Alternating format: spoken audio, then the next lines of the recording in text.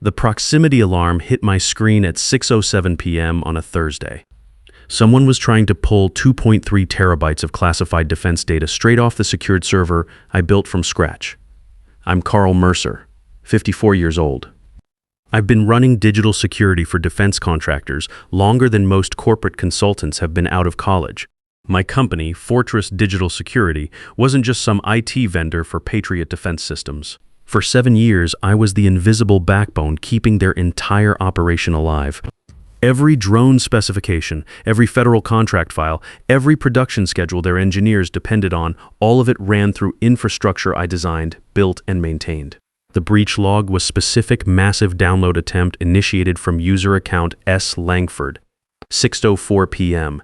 Scott Langford, 29 years old, Harvard MBA. 3 weeks on the job as Patriot's new corporate efficiency consultant. I'd seen his type before: clean suit, expensive watch, talks fast about streamlining legacy systems and eliminating redundancies. Translation: fire the people who actually know how things work, replace experienced vendors with cheaper options, blame the infrastructure when everything breaks, collect the bonus, and disappear before the real damage shows on the quarterly report. What Scott didn't know, what he couldn't have known, because he never once asked, was that the system he just tried to raid wasn't Patriot's system, it was mine. At 6:05 p.m., 1 minute after the failed download, someone from his workstation tried to rename my security folders. Fortress Primary Vault, the name I gave it when I built it, had a pending rename request sitting in the queue: Patriot Strategic Access 2024 SL. The guy was trying to rebrand my entire defense security network like it was a slide title he didn't like in a presentation. If you've spent years building something that nobody sees until it breaks, and then watched someone try to take it over without understanding a single thing about how it works, you know that feeling. It's not anger exactly, it's recognition.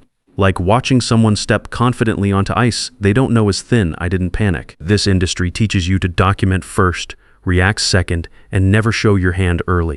I took screenshots of every breach attempt, archived the complete audit trail with precise timestamps, and exported the full user activity logs. Scott's digital fingerprints were all over it. Then I sent him one short professional email. Scott, heads up. Your access attempt this evening triggered multiple security flags on my end. Happy to walk through proper protocols whenever convenient. No threats, no lecture.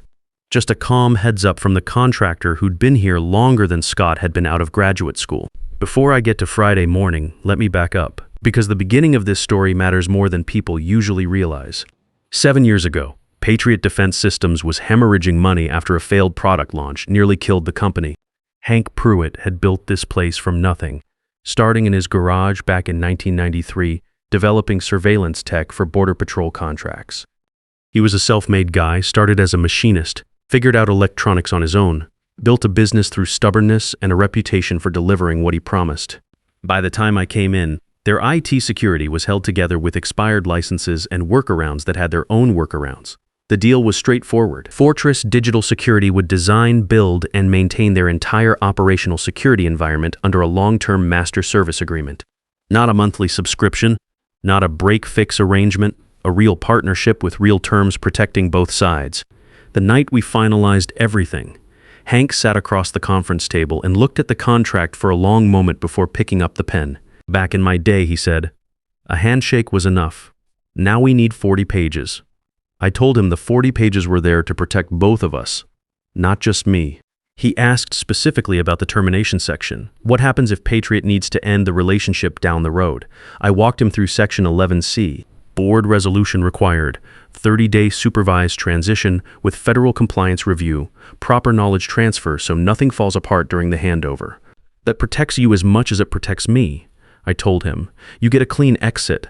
I get adequate notice. No surprises either way. Hank read that section one more time, nodded slowly, and signed. He understood contractor relationships because he'd been on the vendor side of them himself early in his career. If you depend on someone to keep your operation running, you respect the terms you agreed to when you brought them in. That was just common sense to a man like Hank. His son Dean handled legal now. Dean Pruitt, 38, sharp attorney, good instincts. He'd inherited the contract files along with everything else when Hank pulled back from day-to-day operations. Scott Langford had been at the company 3 weeks. He'd never seen the contract at all. The termination email arrived at 8:19 a.m. Friday morning, Transfer all credentials and consider this your last day. S. Langford, no greeting. No explanation. No context. Just one line from someone who'd been at the company for less time than it takes most people to finish new hire orientation. I read it twice.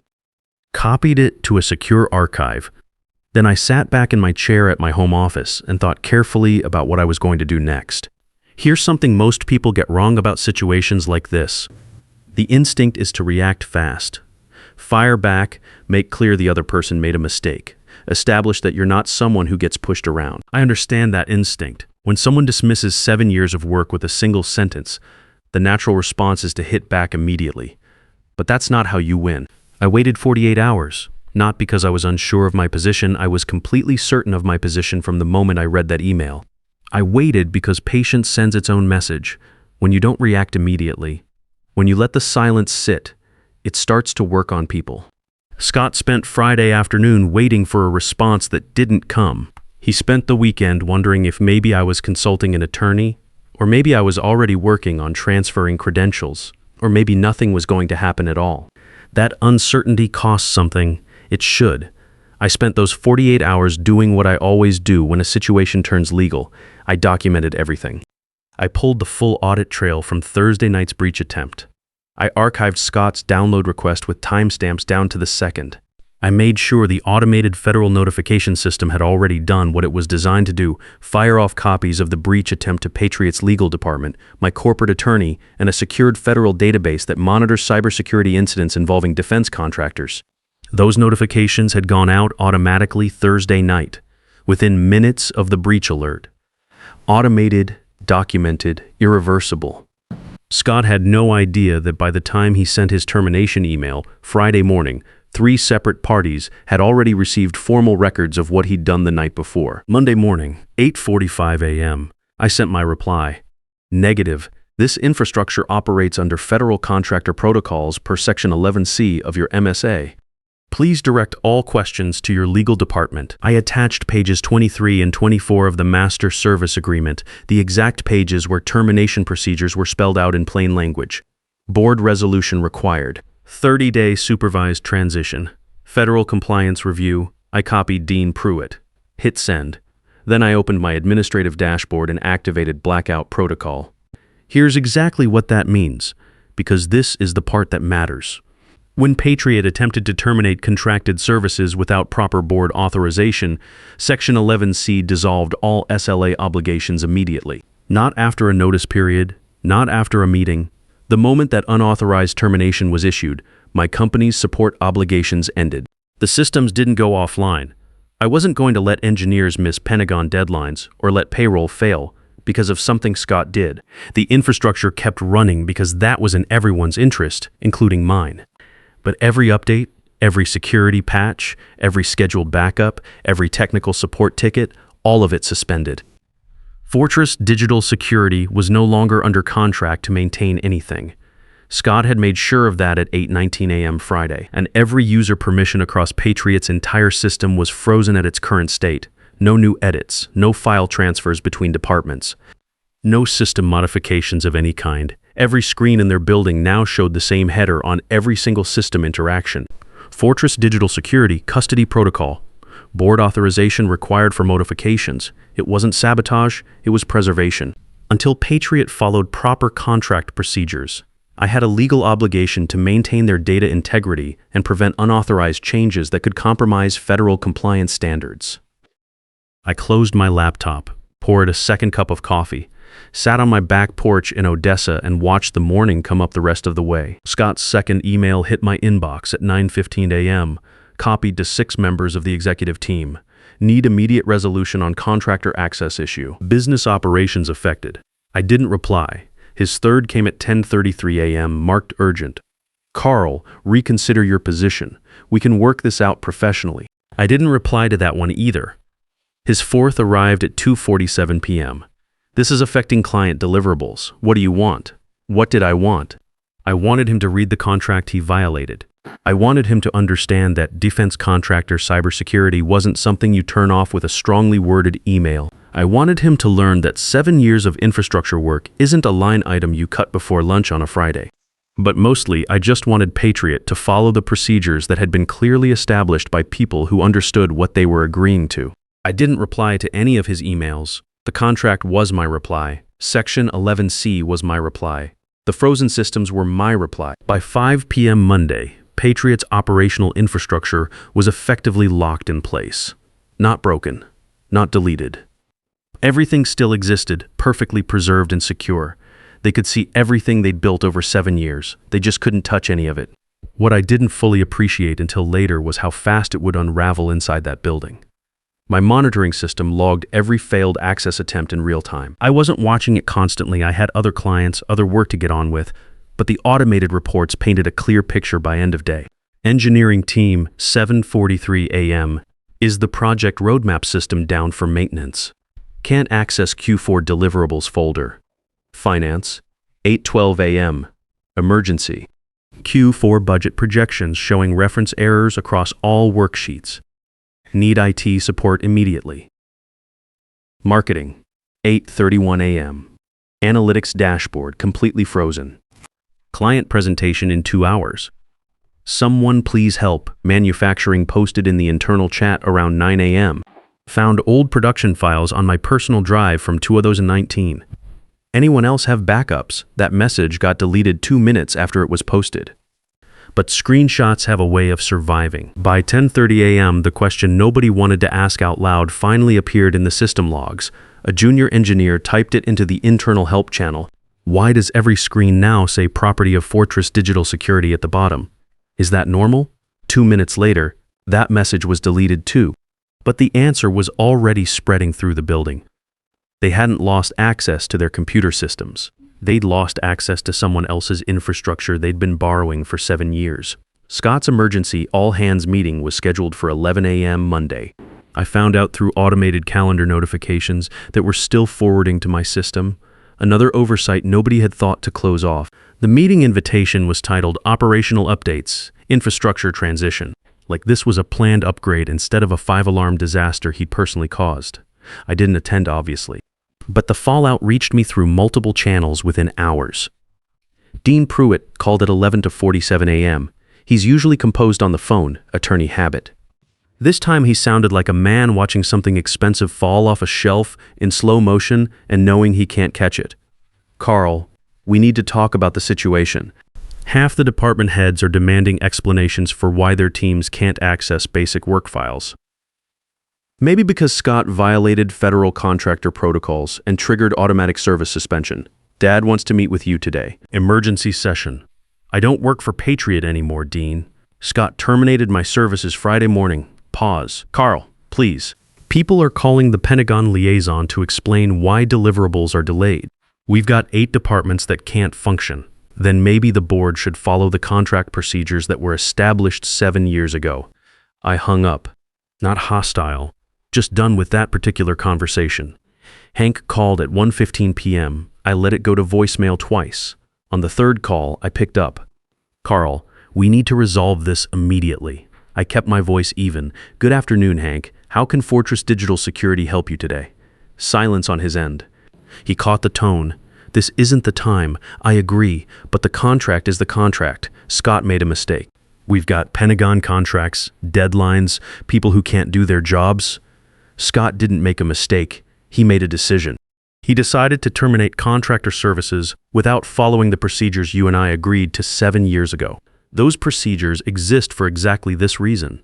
What do you want, Carl? Just name it. I want your board to follow the agreement you signed. Board resolution for service termination. Proper transition protocol. Federal compliance review. That's it. That's all I've ever asked for. Hank's frustration was obvious, but he was keeping it together. That process takes time. Board members are in different time zones. You should have thought about that before Scott sent a 1-line termination email on a Friday morning. The conversation went another 10 minutes. Hank offered money. He offered an apology on behalf of the company. At one point, I think he was about to offer Scott's job on a platter, but none of that changed the underlying problem. Federal contractor agreements have specific termination procedures for good reasons. Reasons that have nothing to do with how sorry anyone feels afterward. I told him what needed to happen. He said he'd convene the board as fast as he could. I told him I'd be available when proper procedures were followed. We hung up. Tuesday brought a new layer of creative problem-solving from inside Patriots' walls that honestly would have been impressive under different circumstances. Some teams had started sharing files through personal cloud accounts, a massive federal compliance violation that would have gotten them fired on any normal day. Others were reconstructing work from printed documents and old email attachments.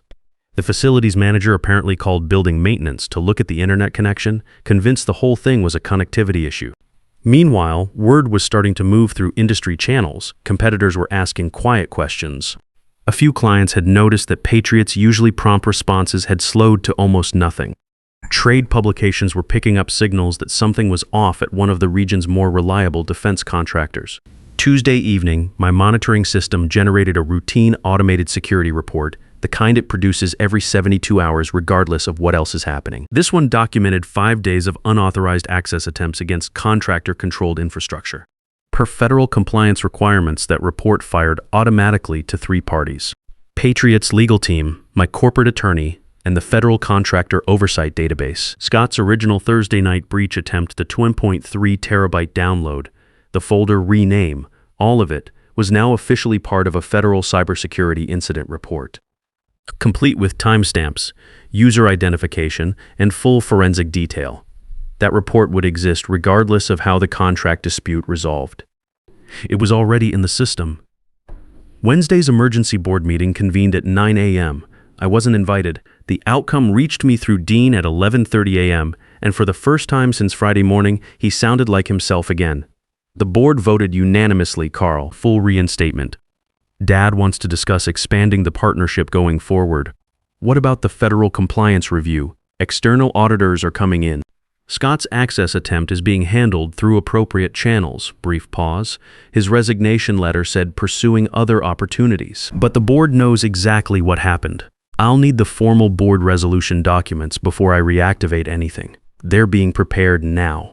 You'll have them this afternoon. The formal documents arrived at 3:30 p.m. Proper board resolution, signatures from all voting members. Revised service agreement with additional language protecting against unilateral termination attempts. Hank had personally annotated the new termination section. Handwritten note in the margin next to section 11C that just said, "This one matters. Read it." I read it. Then I started the restoration process. I didn't flip a switch and fix everything at once. That's not how you do it right. I ran a careful, methodical reactivation over 72 hours. Every step documented, every restored capability verified through multiple security checks before moving to the next. Thursday morning, read access restored for critical systems, payroll, client communications, emergency operational files. Department heads could finally respond to the client inquiries that had been stacking up for nearly a week. Friday, full file editing and system modifications restored, but with enhanced monitoring protocols in place. Every user action tracked in additional detail, unusual access patterns flagged for immediate review. The following Monday, Patriot systems were running better than before the lockdown. The forced downtime had given me the window to implement security updates I'd had scheduled for months, but kept getting pushed back. Sometimes the disruption forces the maintenance that should have happened anyway. Then Dean called. Not Hank, Dean. That detail mattered to me more than people might expect. Hank was the founder, the one who'd signed the original contract, the one with the most to apologize for in terms of letting this happen. But it was his son who picked up the phone. "Carl, I've been doing this job for 6 years and I've never seen anything move that fast in the wrong direction. My father built this company from nothing. Scott nearly dismantled it in 3 weeks." He paused. "On behalf of our family, I'm sorry. You've been in our corner for 7 years, and that should never have happened to you." I told him I appreciated that, because I did. There's a difference between a company that fixes a problem and a company that understands what the problem actually was. A lot of organizations will write a check, adjust a policy, move on. Fewer will have the self-awareness to recognize that the real issue wasn't a contract violation. It was a failure to respect the people who keep the lights on. Dean understood that. His call meant something. 3 weeks after full restoration, the federal cybersecurity compliance audit concluded. The finding was straightforward. Fortress Digital Security had maintained exemplary security protocols and appropriate response procedures during an unauthorized access incident. The decision to activate service suspension had prevented potential data compromise and maintained system integrity during a period of corporate leadership instability. Scott Langford's name appeared in that federal report as the initiating party of unauthorized access attempts against contractor-controlled defense infrastructure. Timestamps, user identification, complete forensic record. The kind of thing that follows a person into every background check, every security clearance application, every federal contractor vetting process for the rest of a career. Last I heard, he'd landed at a small consulting firm in Phoenix. His application for security clearance was denied. Defense work wasn't going to be part of his future. Nate Calloway, the crisis manager patriot brought in to replace him, was a completely different kind of person. His first email to me had been 6 words. "Can we talk about moving forward?" That told me everything. No posturing, no demands, no assumptions about what he was entitled to. Just a professional trying to do his job. We worked well together from the start. About 6 months after everything settled, I was in Houston for an industry conference. Hank Pruitt was giving a keynote on vendor relationships in modern corporate architecture. I almost didn't go. I had client work I could have been doing. But something made me want to hear how he'd frame it. I sat in the back row. He stood at the podium in front of maybe 300 people, contractors, executives, procurement officers, the usual mix you see at these things, and he didn't sugarcoat it. "We confused efficiency with experience," he said. "They are not the same thing. One you can hire overnight. The other takes decades to build, and a few bad decisions to lose." Someone in the audience asked about cost implications. Hank didn't hesitate. Around $320,000 in direct costs. Measurable damage to client confidence and vendor relationships. 3 major contracts delayed. 2 department heads submitted resignations citing operational instability. He let that sit for a moment, and it was entirely avoidable if we had simply followed the agreements we'd already signed.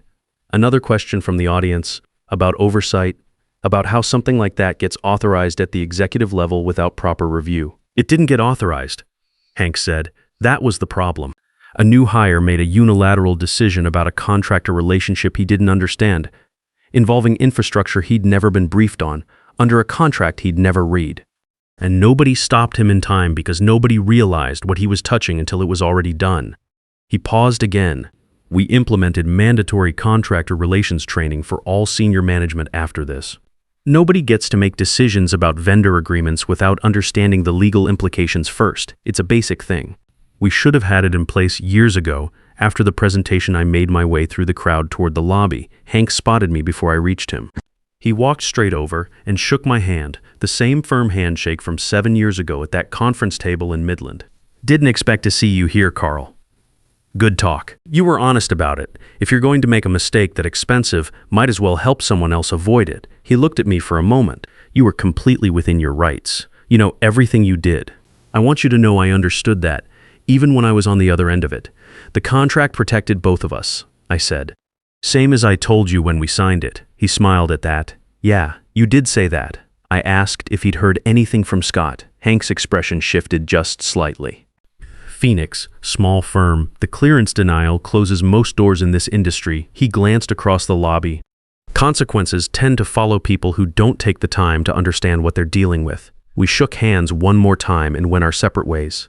On the drive back to Odessa that evening, I thought about what I'd want someone to take away from all of this if I ever told the story to anyone. It's not about the contract. The contract is just paper. What matters is what the contract represents. The understanding 2 people reached when they decided to work together, the terms they agreed to when both of them were thinking clearly and acting in good faith. Honoring that isn't a legal technicality. It's basic respect. Scott Langford thought I was just a vendor on an org chart. Something disposable. He found out the hard way that the people maintaining the infrastructure, everyone depends on, tend to know exactly what they built and exactly what happens when someone tries to take it without asking. Fortress Digital had its busiest year on record after that. Reputation travels fast in this industry. Competence backed by proper legal frameworks will outlast arrogance backed by assumptions every single time. The most dangerous contractor in any building isn't the one who makes the most noise. It's the quiet one who built the foundation you're standing on and already planned for the day someone forgot that. Respect the agreement, respect the person behind it, because the man who documented everything from day one isn't bluffing when he finally decides to stop being patient.